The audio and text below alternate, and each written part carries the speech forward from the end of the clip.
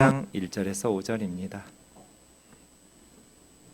여호와의 말씀이 내게 임하여 이르시되 인자야 너는 이스라엘에 예언하는 선지자들에게 경고하여 예언하되 자기 마음대로 예언하는 자에게 말하기를 너희는 여호와의 말씀을 들으라. 주 여호와의 말씀에 본 것이 없이 자기 심령을 따라 예언하는 어리석은 선지자에게 화가 있을진저 이스라엘아 너의 선지자들은 황무지에 있는 여우 같으니라. 같이요.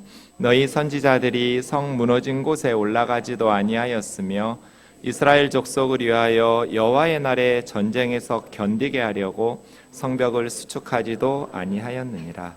아멘. 에스겔서 세 번째 시간입니다. 우리가 계속 살펴보고 있는 것처럼 에스겔 선지자는 포로기 시대에 사역했던 선지자입니다. 25살에 바벨론의 포로로 끌려가서 5년 후인 30살부터 사역을 시작한, 그때는 예루살렘 멸망 7년 전이었습니다. 에스겔서 29장 17절에 보면 52세가 되는 멸망 후 15년째까지 말씀 사역을 감당했던, 물론 그 이후로도 더 사역할 수 있습니다. 그런 선지자였습니다. 지난 시간에 공부했던 것, 묵상했던 것을 좀 복습해 보겠습니다. 이스라엘은 왜 멸망했을까요? 하나님을 섬기고 하나님께 예배하는 예루살렘이 왜 멸망할 수밖에 없었을까요? 하나님께서 이스라엘에게 주신 사명을 잊어버리고 망가졌기 때문이죠. 하나님께서 주신 이스라엘의 사명은 무엇이었죠? 창세기 12장 3절에 있었어요. 하나님께서 이스라엘에게 주신 사명은 모든 민족에게 복을 주는, 모든 땅의 모든 족속이 너로 말미암아 복을 얻을 것이다. 저 3절에 아브라함에게 말씀하신 사명이 이스라엘의 사명이에요. 땅의 모든 족속이 이스라엘을 통해서 복을 받게 하는 것. 땅의 모든 족속이 이스라엘을 통해서 복을 받으려면 2절이 있어야 돼요. 이스라엘이 하나님께 복을 받아야 돼요. 내가 하나님이세요. 너에게 복을 주어. 그렇게 아브라함과 이스라엘 백성들이 하나님이 주시는 복으로 말미암아 복을 받아야 땅의 모든 족속에게 복을 줄 수 있죠. 그런데 2절은 1절이 전제 조건이에요. 본토 친척 아비 집을 떠나야 돼요. 왜 떠나야 돼요? 아브라함이 살았던 갈대아 우르는 바벨탑을 쌓았던 곳이에요. 신할 평지. 바벨 공동체, 하나님을 제거시키고 인간들의 힘으로 하늘 꼭대기까지 닿는 탑을 쌓아서 안전을 확보하고 또 자신들의 이름을 높이고 명예죠, 흩어짐을 피하면서 자신들이 원하는 성공을 위해서 모인 하나님을 제거시킨 공동체, 바벨 공동체. 떠나라. 사람들이 하나님을 제거시키고 인간의 힘으로 안전과 명예와 성공을 추구하지만 그 바벨 공동체에서는 그들이 원하는 안전도, 행복도, 성공도, 명예도 없을 것이다. 그러니 떠나라는 것인데, 떠나려면 이건 목숨 걸어야 돼요. 아브라함은 가장 지켜주고 싶은 자기 아내도 2번이나 다른 남자에게 빼앗길 만큼 불안하게 살 수밖에 없는, 아브라함이 고향을 떠난다라는 건 어찌 보면 어리석은 선택, 자살행위 같은 위험한 선택이었지만 아브라함은 하나님 한 분 믿고 떠나죠. 아브라함의 평생에 하나님을 신뢰하면서 믿음으로 살았을 때 하나님께서 아브라함에게 복을 주셨고, 하나님께서 주신 복을 통해서 아브라함은 모든 민족에게 축복의 통로가 되는 믿음의 조상이 되었죠. 그리스도인들의 사명도 똑같아요. 우리 왜 살아요? 우리 잘 먹고 잘 살려는 것이 아니라 땅의 모든 족속에게 복이 되는, 우리 때문에 주변의 사람들이 복을 받아야 돼요. 그러려면 우리가 하나님의 복을 받아야 돼요. 그래서 우리가 복된 사람이 돼야 돼요. 그러려면 우리도 아브라함처럼 하나님을 제거시키고 인간들의 힘으로 안전과 명예와 성공을 추구하는 이 세상에서 살지만 하나님 한 분 붙들고 살아야 돼요. 그래야 하나님께서 우리에게 복을 주셔서 우리가 땅의 모든 족속에게 축복의 통로가 될 수 있어요. 문제는 이스라엘이 그 하나님을 섬기고 붙잡고 살았던 믿음의 조상 아브라함의 믿음을 이어받지 못했다는 거예요. 지난 시간에 살펴보았던 것처럼 예루살렘 성전 한복판에서 우상 숭배들을 하고 있었어요. 왕과 백성들은 질투의 우상을 만들어 놓고 예루살렘 성전에서 섬기고 70명의 장로들과 사반의 아들 야하사냐는 온갖 곤충과 짐승들의 그림의 사방 벽에 그려진 방에서 향을 피워가면서 우상들에게 예배하고 숭배하고 있었고, 여인들은 담무스라는 수메르의 신 곡물을 주관한다고 믿었던 풍년을 구가하는 그런 예배를 담무스에게 드리고, 심지어 제사장과 레위인들도 예루살렘 성전 제사장의 뜰에서 동쪽에서 떠오르는 태양신을 향해서 예배하고 경배하고, 그래서 8장 6절 하나님께서는 이스라엘 백성들이 성전에서 행하는 큰 가증한, 이 가증하다고 번역된 말은 토에바라는 히브리 말인데요, 토하고 싶은, 역겨운 그런 뜻이에요. 역겨운 우상숭배. 음식물 쓰레기통 열고 코 박고 숨 쉬면 돼요. 그게 토에바예요. 토에바. 예루살렘 성전에서 그 우상숭배에 가증한 일로 하나님을 성전에서 쫓아내고 추방시키고 있었어요. 그렇게 우상숭배가 극심한 성전에 하나님은 계셨어요. 저기 예루살렘 멸망 6년 전이거든요. 예루살렘 멸망 직전까지 하나님께서는 예루살렘 성전에 계셨어요. 하나님께서 하나님의 백성 교회에 안 계시면 어디 계시겠어요? 예수 믿는 사람들과 함께 안 사시면 하나님 어디 가서 살아요? 이 세상에 하나님이 계시고 싶은 곳이 어디예요? 부모들이 자식들 사는 거 보고 싶고 자녀들과 함께 살기를 원하죠. 내 집에서 살기를 원하지. 남의 자식하고 뭐가 그렇게 사는 게 좋겠어요? 하나님께서 어디서 살기를 원하시고 어디 머무시기를 원하세요? 교회죠. 그리스도인들의 가정이고 예수 믿는 사람들 삶 속에 하나님 함께 하시기를 원해요. 하나님께서 예루살렘 성전에 머무시기를 원하셨어요. 그런데 예루살렘 사람들이 성소에서 하나님을 멀리 떠나게 추방시키는, 도저히 토하고 싶어서 역겨워서 같이 살 수가 없는, 하나님께서 예루살렘을 떠나시면 무슨 일이 일어나겠어요? 예루살렘은 강대국 바벨론에 의해서 정복당하고 나라 망하겠죠. 예루살렘이 군사력이 좋아서 외교적으로 탁월해서 예루살렘이 망하지 않았던 거 아니에요. 하나님께서 지켜주셨기 때문에 예루살렘이 건재했었죠. 그런데 이스라엘 백성들이 스스로 가증한 일을 성전에서 자행함으로 하나님을 예루살렘에서 추방시키고, 하나님께서 예루살렘에서 눈물을 흘리는 심정으로 떠나시자 바벨론의 군대에 의해서 예루살렘은 정복당한 거예요. 우리도 마찬가지예요. 우리는 일본에게 질 수가 없어요. 일본에는 우상이 너무 많아요. 한국에는 교회가 많아요. 그래서 일본은 한국을 이길 수가 없어요. 그런데 우리 스스로 하나님을 추방시키면 우리는 질 거예요. 하나님께서 우리를 지켜주셔서 하나님께서 지구상에서 가장 가난했던 나라 중에 하나인 대한민국을 이렇게 세상이 부러워하는 나라로, 부강한 국가로 만들어 주셨어요. 그런데 지금 국가적 위기가 찾아왔어요. 우리는 교회 다니는 사람들이 많으니까 망하지 않을 거야. 일본은 우상들이 우리보다 훨씬 많으니까 하나님께서 일본의 악행에 대해서 심판하실 거야. 네, 저도 그러기를 바라요. 그런데 여기서 주의해야 될 것이 있어요. 우리가 망하지 않으려면 하나님을 하나님의 성소에서 멀리 떠나게 하면 안 돼요. 우리 스스로 하나님을 추방시키면 안 돼요. 예루살렘이 왜 망했어요? 군사력이 약해서 망했죠. 바벨론에게 정복당했어요. 그런데 실질적인 예루살렘의 멸망의 원인은 그들이 그들의 성소에서 하나님을 멀리 떠나도록 추방시켰기 때문이에요.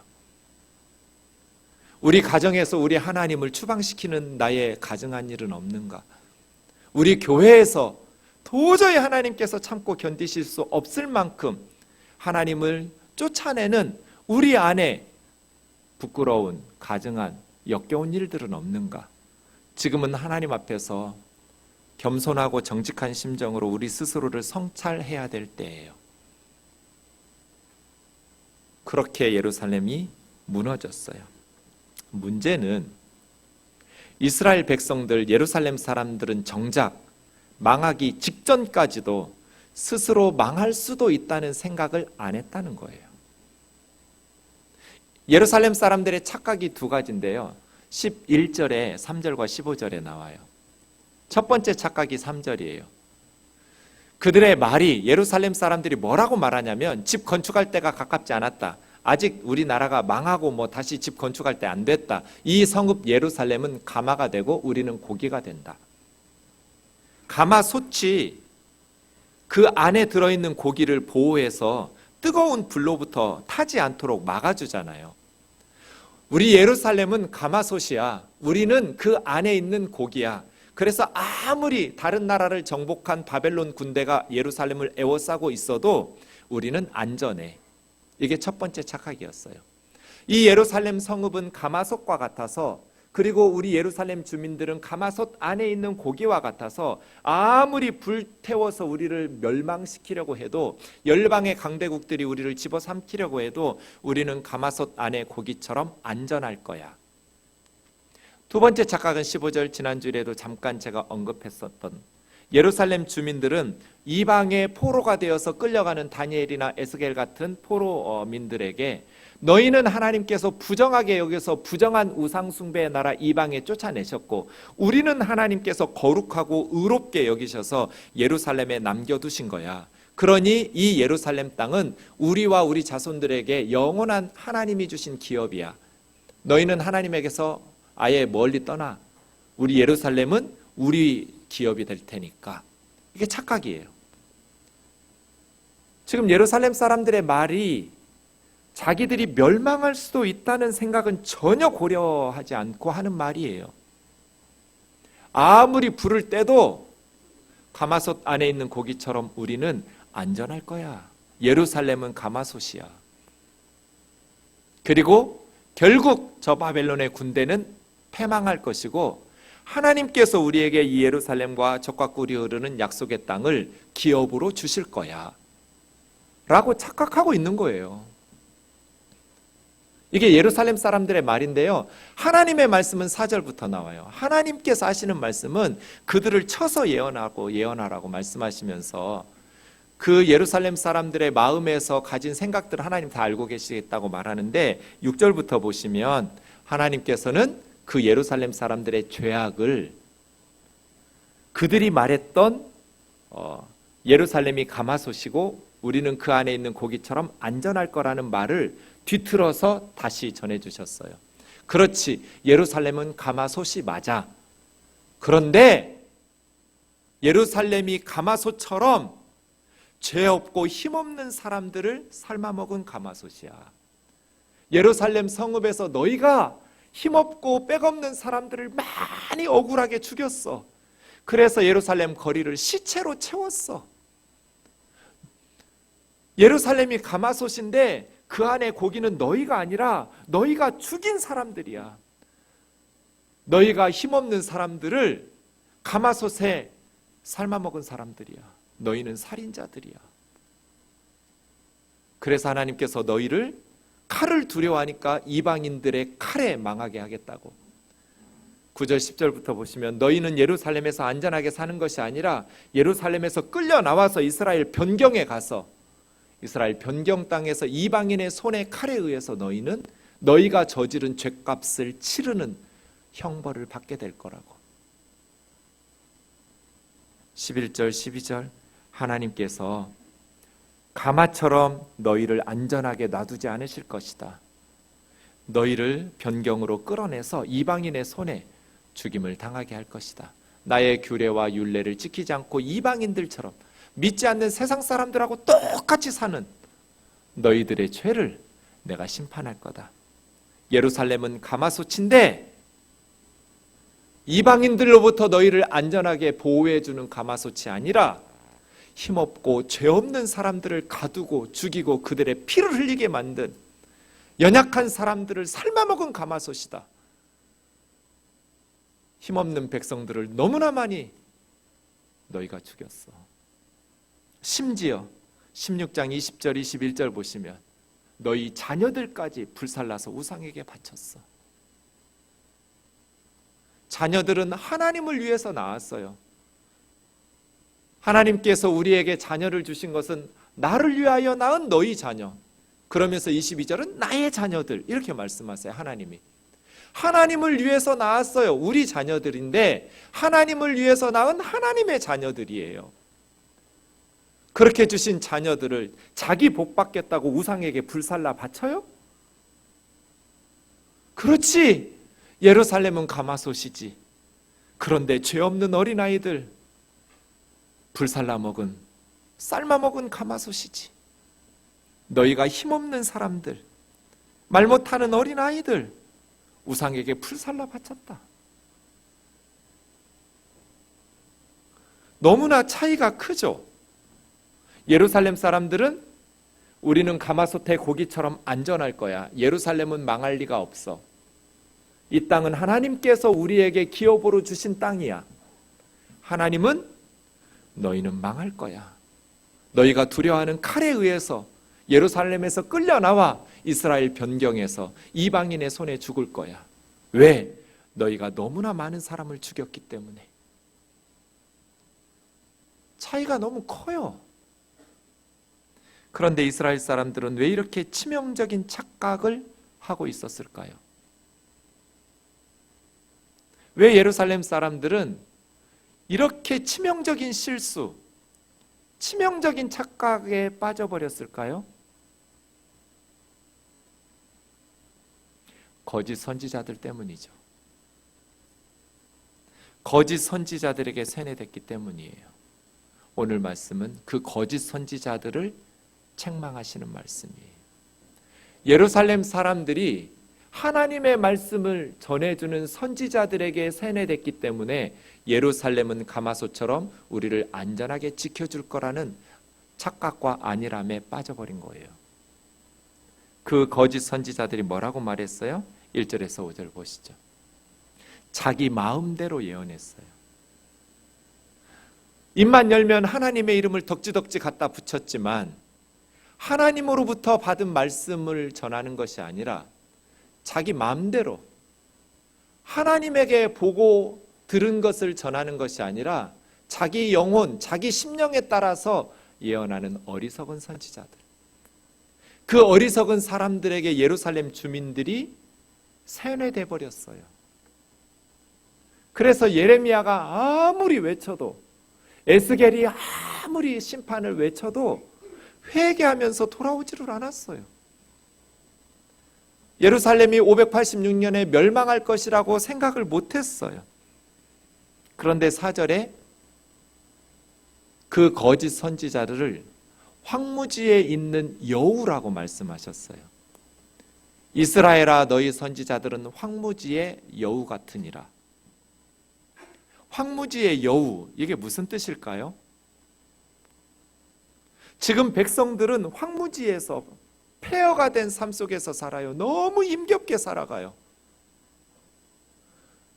강대국이 애워싸고 있으니 어떻게 편안하게 잘 살겠어요, 백성들이. 그 위기적 상황에서. 황무지죠, 황무지.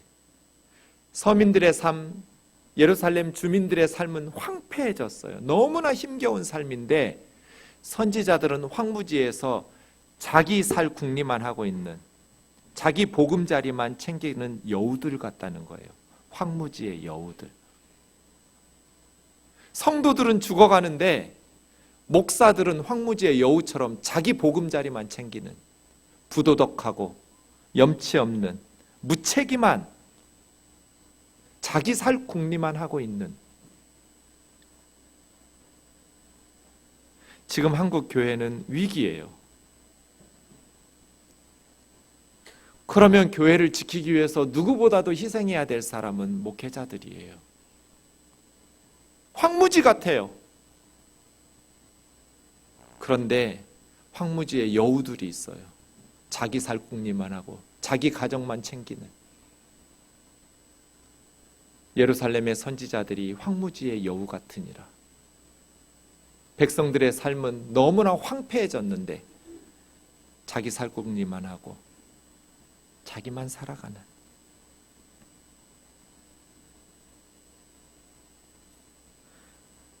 예전에 없던 일들이 시작되더니 이제는 많은 교회들이 본받은, 목회자들이 임지를 떠날 때 알박기를 해요. 갈등이 생겨서 목회자가 사임하기를 원하면 나 안 나갈 거야. 근데 나 내보내고 싶으면 돈 줘. 그게 알박기예요. 성도들이 그 부패한 목사님을 내보내고 다른 좋은 목사님을 모시려면 말도 안 되는 비상식적인 액수의 돈을 줘야만 나가는. 저는 요즘 우리 교회 아닌 다른 교회에는 두 종류의 교회만 가요. 어젯밤에도 한 교회를 갔다 왔는데요. 20명 이하의 작은 교회거나 아니면 교회가 분쟁 중이어서 지금 위기 상황인 교회에 가요. 어제도 용인에 있는 한 교회를 갔는데 120명까지 모이던 건강한 교회였는데 새로운 목사님이 바뀌면서 지금은 성도들 30명 남았어요. 그런데 1년 조금 더 지난 이 목사님이 나 내보내고 싶으면 5천만 원 내놔. 교회가 돈이 30명이 어디서 돈이 5천만 원이 나와요? 그래서 은행에서 교회 건물을 담보로 융자를 받아서 이 목사님을 내보내고 다른 목회자를 모으려고 하는, 가슴이 막 찢어지는 것 같아요.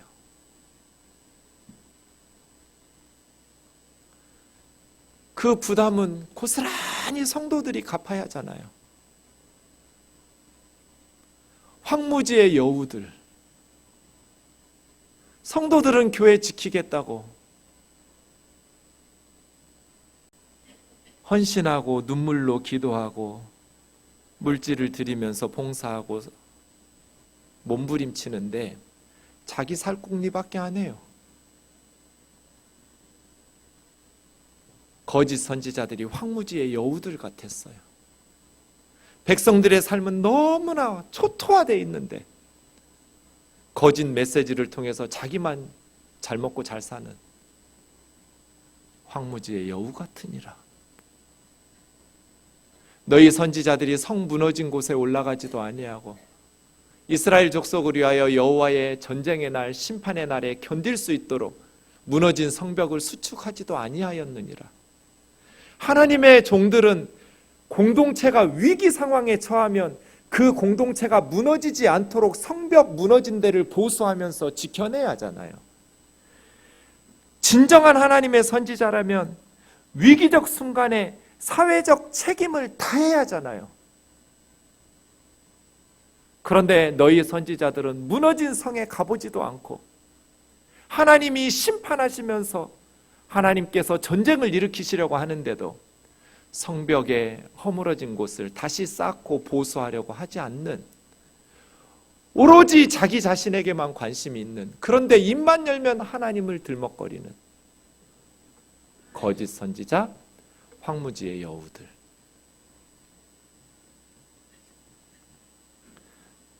그들이 어떻게 외쳤길래요? 10절부터 보시죠. 거짓 선지자들이 내 백성을 유혹하여 평강이 없는데 평강이 있다고 외치기 시작한 거예요. 샬롬이 없어요. 왜 샬롬이 없어요? 자식들 인신제사로 우상에게 바치는 나라가 무슨 샬롬이 있겠어요? 예루살렘 성전에서 온갖 우상들을 섬기는 나라가 무슨 희망이 있겠어요? 힘없는 사람들 잡아다 가두고 힘없는 사람들 가마솥에 삶아먹는 나라가 무슨 희망이 있겠어요? 하나님께서 무슨 샬롬을 주시겠어요? 샬롬이 없는데 샬롬을 외쳐대요. 그러면서 어떤 사람이, 성도들이 담을 쌓을 때 이 담이라고 말한 하이츠라는 단어는 금방 무너질 울타리예요. 그냥 바람 불면 넘어지게 생겼어요. 그런데 선지자들이 거기다가 회칠을 해줘요. 회는 석회암 가루를 으깨가지고 물에 타가지고 발라내는 거예요. 좀 튼튼해 보이겠죠. 그런데 회치를 한다고 해서 그 울타리가 안 무너져요? 날씨 좋은 날은 안 무너질지 모르겠지만 폭우가 내리고 폭풍이 불면, 우박이 떨어지면 그 다음 어떻게 되겠어요? 한순간에 무너지겠죠. 성도들이 말씀대로 제대로 안 살면, 우상 숭배하고 자식 불살라 바치면 하나님의 종이라는 말씀의 사역자들은 정신 차리라고 그 울타리를 허물어뜨리고 다시 바르게 말씀에 순종하면서 벽을 쌓도록, 담을 쌓도록 가르쳐야 되는데 거기다가 회치를 해줘요. 하나님께서 복을 주실 거라고. 이렇게 복을 비는 이유는 뭐겠어요? 그러면 자기에게 돈을 갖다 주니까. 하나님께서 분노하고 진노하고 분노하여 폭풍으로, 우박으로, 하나님의 폭우로 그 담을 심판하실 때 담도 무너지고 회칠한 것도 다 사라져 버려서 하나님의 심판의 날에 순식간에 무너지는, 말씀을 전하는 선지자들은 하나님의 백성들이 바르게 살아갈 수 있도록 말씀을 가르쳐야 되는데 거짓된 백성들의 삶에 회치를 해주면 어떡하냔 말이에요. 하나님의 이름으로 덕지덕지 회를 발라주면 그 담장이 안 무너져요? 16절, 평강이 없는데 평강의 묵시를 보았다고 거짓말하는 이스라엘의 선지자들. 샬롬이 없는데 샬롬의 묵시를 하나님께서 보여주셨다라고 예언하고. 왜요? 17절부터 여자들도 마찬가지예요. 자기 마음대로 예언하는 여자들이 있었는데 사람의 영혼을 사냥하는 것 같았어요. 사람들을 노예로 종속시키는. 그러면서 19절, 그들이 그렇게 예언하는 이유는 두어 웅큼의 보리와 두어 조각의 떡 때문에. 거짓말을 고지 듣는 하나님의 백성들에게 거짓말로 속이는 거죠. 왜 거짓 메시지를 전해요? 두어 웅큼의 보리와 두어 조각의 떡 때문에. 보리하고 떡, 돈 때문에 사람들이 듣고 싶어 하는 메시지를 전하는 거죠. 그런데 백성들은 거짓말을 고지 들어요. 히틀러의 선전부장 괴펠스가 한 유명한 말, 민중은 거짓말을 믿는다. 반복해서 확신 있게 가르치면, 거짓말하는 사람이 반복해서 확신 있게 전하면, 말하면 백성들은 거짓말도 참이라고 믿어버린다. 거짓말하는 선지자들의 말을 고지 들어요.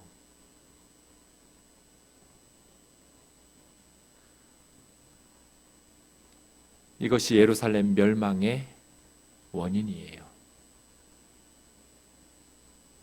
여러분은 예루살렘 사람들보다 더 똑똑하시니까 거짓말을 고지 듣지 않으실 것 같죠?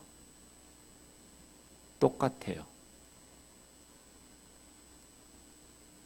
독일 사람들이 공부를 못해서, 지식이 부족해서 히틀러한테 속았나요? 예루살렘 사람들이 성경을 몰랐나요? 태어나면서 말 배우기 시작하면 레위기부터 암송시켜요. 율법을 줄줄줄줄 암송시키고 안식일마다 회당에서, 성전에서 말씀 가르쳐요. 예루살렘 사람들이 우리들보다 더 어리석은 사람들 아니에요. 사람은 거짓말을 고지 들어요. 우리 안에 이런 연약함이 있다는 것을 기억하셔야 돼요. 그래서 두어 웅큼의 보리와 두어 조각의 떡 때문에 하나님의 말씀을 전하는 사람들을 주의하셔야 돼요. 어제 용인에 있는 그 교회에서 2시간 동안 말씀을 나누면서 어떻게 앞으로 교회를 세워야 될까 너무나 막막한 성도들에게 지금 여러분에게 가장 중요한 건 좋은 목회자를 보내주시도록 기도하는 겁니다. 질문이 뭐예요? 목사님, 어떤 목사가 좋은 목사인가요?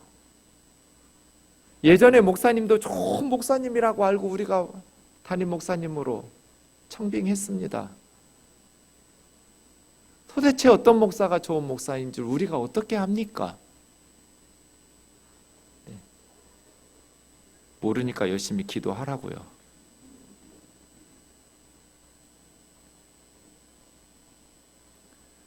좋은 목사는 말 잘하는 목사가 아니에요. 교회 사랑한다고 말하지 않는 목사는 이 세상에 없어요. 예수님 사랑한다고 말하지 않는 목사는 이 세상에 없어요. 다 교회 사랑한다고 말하고 다 예수님 사랑하고 성도님들 사랑한다고 그래요. 그런데 진짜 사랑하는 건 말로 하는 게 아니라 행동으로 하는 거죠. 교회를 교회되게 하는 건 예수 그리스도의 십자가의 복음이에요. 예수 그리스도의 십자가의 복음이 교회를 만들었어요. 이 복음은 입으로만 떠드는 것이 아니라 저와 여러분의 삶 속에서 보여져야 돼요. 예수 그리스도의 십자가는 남을 살리겠다고 나를 죽이는 거예요. 다른 사람을 살리기 위해서 나를 죽이는 것, 그게 십자가예요. 남을 부유하게 하기 위해서 내가 가난해지는 것, 그래서 그 소망 없이 가난한 사람을 회복시켜주는 것. 그런 목사를 구하라고, 그런 목사 보내달라고 기도하라고. 입으로 십자가를 말하는 사람이 아니라 두어 웅큼 보리와 두어 조각 떡을 위해서 목회하는 사람 아니라 성도들을 아끼고 사랑하기 때문에 삶으로 행동으로 드러나는 사람, 십자가를 실천하는 사람, 그런 목회자 보내달라고 기도하라고. 사랑하는 자매 형제 여러분, 여러분이 그런 좋은 목자 되기를 원합니다. 저와 여러분의 삶이 두어 웅큼의 보리나 두어 조각의 떡 때문에 죄짓지 않기를 원합니다. 거짓말을 고지 들으면 어떻게 돼요? 14장 10절, 선지자가 거짓말하는 선지자나 그 거짓말하는 선지자에게 묻는 자의 죄악이 똑같아요. 이단의 교주에게 속았다고 하나님의 심판대 앞에서 용서받고 천국에 갈 수 있어요? 아, 나는 저 사람이 진짜 재림 예수인 줄 알았어요. 안상홍이 진짜 하나님인 줄 알았어요. 이만희가 진짜 보혜사 성령인 줄 알았어요. 저 좀 어떻게 좀 봐주실 수 없을까요? 거짓말하는 거짓 선지자의 죄악과 그에게 묻는 성도들의 죄악이 똑같아요. 각각 자기 죄악을 담당할 거예요. 거짓 선지자만 벌 받는 거 아니에요. 거짓 선지자에게 속는 성도들도 똑같이 죄가 같아요. 그래서 거짓말을 고지 들으시면 안 돼요. 하나님의 말씀 앞에서 우리가 언제나 깨어 있어야 돼요. 선지자의 사명이 뭐예요? 16장 2절에 나와 있어요. 우리 같이 읽겠습니다. 시작. 인자야 예루살렘으로 그 가증한 일을 알게 하여. 인자라는 말이 에스겔에 93번 나와요. 93회. 사람의 아들, 사람의 아들. 에스겔을 하나님은 계속 사람의 아들아, 사람의 아들아. 무슨 뜻이에요? 에스겔이 하늘이 열리며 하나님의 모습을 보고 하나님의 권능을 믿고 하나님의 말씀을 전하는 하나님의 종, 능력의 종이라 할지라도 에스겔은 사람의 아들이에요. 인자예요. 한 줌의 흙이에요. 죽을 수밖에 없는 사람이에요. 이걸 잊어버리면 안 돼요. 아무리 하나님의 능력을 힘입어서 큰 교회를 이루고 많은 기적과 기도 응답들을 일구어도 사람은 한 줌의 흙이에요. 사람의 노예되지 않기를 주의 이름으로 축원합니다. 우리의 주인이시고 목자이신 분은 예수 그리스도 한 분뿐이에요. 사람에게 영혼의 영적인 노예가 되면 안 돼요. 무슨 일을 할 때마다 목사가 시키는 대로 기도 응답 받은 대로 그런 식으로 거짓말하는데 분별력도 없이 속아 넘어가면 안 돼요. 어떤 사람도 다 에스겔과 같이 위대한 선지자도 사람의 아들이에요. 사람의 노예가 되지 마세요. 그리고 선지자의 사명은 예루살렘 사람들에게 가증한 일을 깨닫게 하는 거예요. 우리가 듣고 싶어하는 메시지를, 축복의 메시지를 전해주는 게 아니라 우리 안에 있는 불순물과 찌꺼기를 토해내고 하나님 앞에 회개케 해서 바른 신앙생활 할 수 있도록 도와주는 목회자가 참 선지자예요. 여러분이 듣고 싶은 축복의 메시지가 아니라 여러분 안에 있는, 그리고 제 안에 있는 불순물과 찌꺼기들, 하나님께서 역겨워하시는 가증한 것들을 깨닫게 하고 알게 해주는 게 선지자의 사명이에요. 그럴 때 22장 30절에 있는 것처럼 하나님으로 하여금 예루살렘을 멸망시키지 못하게 하는 선지자가 되는 거죠. 하나님께서 우리를 멸망시키고 싶으시겠어요? 하나님께서 한국교회를 무너지게 하기를 기뻐하시겠어요? 그렇지 않아요. 하나님께서는 우리가 복을 받기를 원하고 땅의 모든 족속에게 복을 나눠주는 삶을 살기를 원하세요. 하나님은 우리가 멸망하는 걸 조금도 기뻐하지 않으세요. 그래서 하나님께서는 찾고 찾았어요. 하나님께서 예루살렘을 멸망하여 무너뜨리지 않게 할 사람, 무너져가는 예루살렘의 성을 다시 쌓으면서 영적으로 무너진 데를 막아서서 하나님으로 하여금 멸망시키지 못하도록 할 바른 믿음의 사람, 바른 선지자, 이게 선지자 사명이거든요. 예루살렘 사람들에게 그들 속에 있는 가증한 것들을 깨우쳐서, 우리 안에는 참된 것도 있지만 불순물과 찌꺼기들도 있거든요. 가짜 참기름 속에 가장 많이 들어있는 건 진짜 참기름이에요. 그 진짜 참기름이 없으면 속지 않죠. 진짜 참기름이 있으니까 속아요.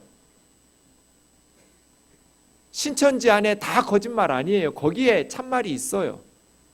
그러나 거짓 메시지와 불순물과 찌꺼기들이 그들을 멸망으로 이끄는 거죠. 우리 안에 불순물과 찌꺼기들이 있어요. 우리 신앙에. 참된 선지자의 사명은 그 안에 있는 가증한 것들을 깨닫게 해서 회개하고 하나님 앞에 바르게 살게 함으로써 무너진 성을 수축해서 하나님이 멸망시키지 못하도록 하는, 그게 선지자의 사명이잖아요. 저와 여러분 안에 있는 온갖 부정한 것들이 말씀의 거울 앞에 설 때마다 바르게 세워질 수 있기를 원합니다. 히스기야를 보면서 좀 정리해 봅시다. 열왕기하 19장에 보면 북이스라엘 10지파를 무너뜨렸던 아수르가 이제 남쪽 유다 예루살렘도 멸망시키려고 대군을 급파했습니다.